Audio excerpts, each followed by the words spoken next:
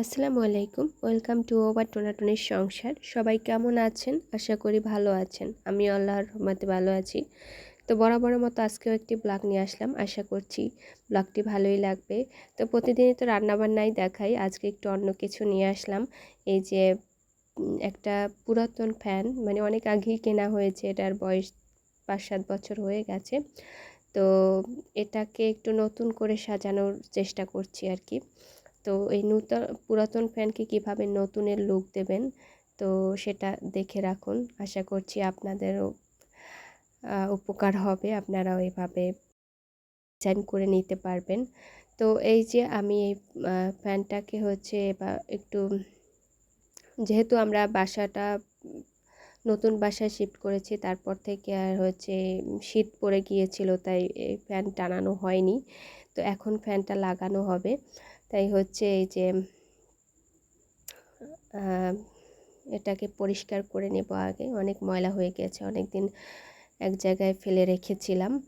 তো এই যে এবার এটাকে পরিষ্কার করে তারপরে হচ্ছে খুব ভালো, অনেকটাই ময়লা পড়ে গিয়েছে যেহেতু ব্যবহার করা হয়নি অনেক দিন, তো এভাবে রেখে দেওয়া হয়েছে।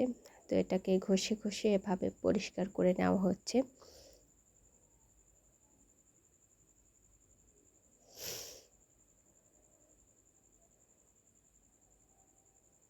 তো অনেক দিন যেহেতু পরিষ্কার করা হয়নি, মানে ব্যবহার করা হয়নি, তাই হচ্ছে ময়লাটা একদম আটকে গিয়েছে। তো এটা একটা ব্রাশ দিয়ে হচ্ছে খুব ঘষে ঘষে পরিষ্কার করে নেওয়া হচ্ছে। সবটাই ময়লা উঠে যাবে, কিন্তু একটু সময় লাগছে আর কি।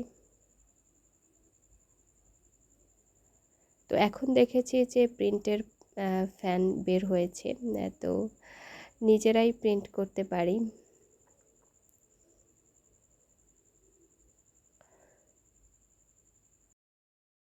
যে অনেক ময়লা হয়েছে।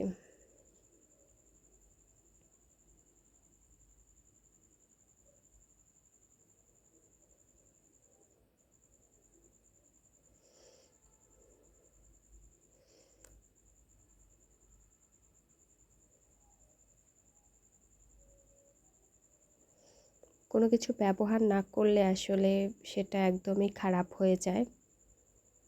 ব্যবহারের উপর কিন্তু সব কিছুই ভালো থাকে জিনিস।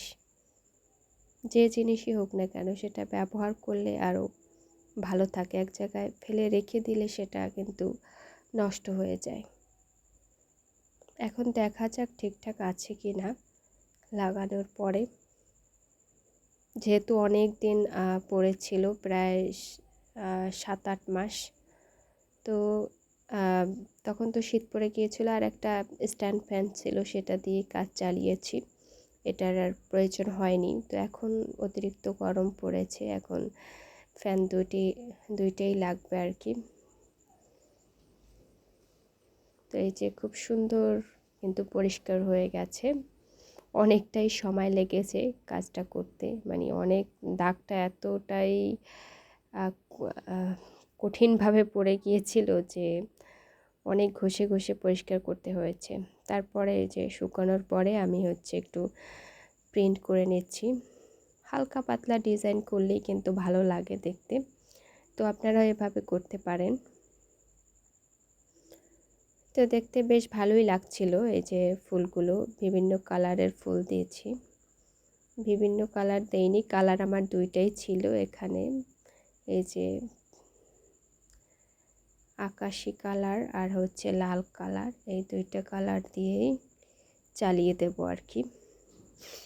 প্ল্যান ছিল না একদমই এটা করার, তো ভাবলাম যে যেহেতু পরিষ্কার করা হচ্ছে, দেখি একটু এটা করে কেমন লাগে।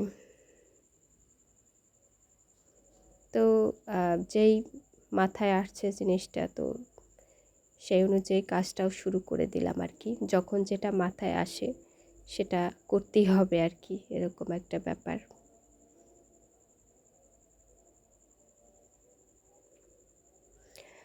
তো হালকা পাতলাই ফুল আঁকছি, লতা পাতা কিছুই দিচ্ছি না, শুধু ফুলগুলোই দিয়ে দিচ্ছি।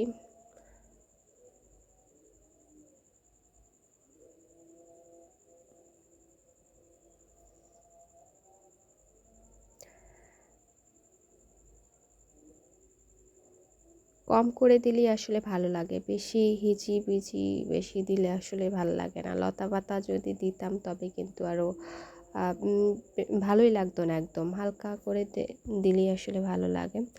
তো এই যে ফ্যানটা লাগানো হয়ে গেছে, আর এইখানে আমি মাঝখানটা আসলে করা হয়নি, মনে ছিল না। তো যখন টানানো হয়েছে তারপরে ভাবলাম যে এখানেও কিছু একটা করে দেই। তো এই যে এখানেও করছি, কিন্তু বেশ কষ্ট হচ্ছিল আমার এখান থেকে করতে আর কি। তো এই যে করে নিচ্ছি। তো ফাইনাল লুক এটাই। তো দেখতে কেমন হয়েছে অবশ্যই কিন্তু বলবেন।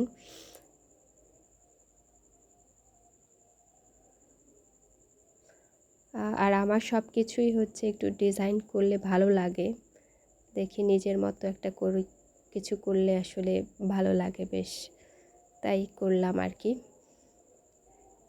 তো ভালো লেগে থাকলে অবশ্যই লাইক, কমেন্ট এবং শেয়ার করে দিবেন প্লিজ। এখানে একটু পাতাও এঁকে নিচ্ছি। তো ভালো থাকবেন সবাই।